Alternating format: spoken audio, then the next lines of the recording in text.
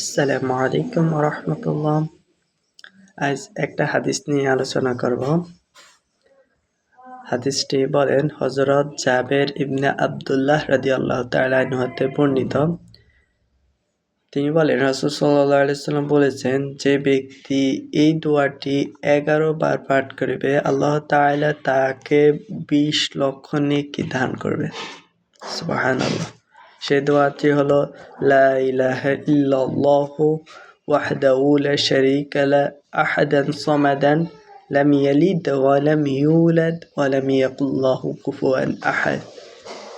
যেহেতু এখন রমজান মাস, তাহলে এই আমল যদি 20 লক্ষ নেকি হয়, তাহলে 70 গুণ বৃদ্ধি করলে 14 কোটি নেকি, আমাদের পাহাড় পরিমাণ হয়ে যাচ্ছে নেকি।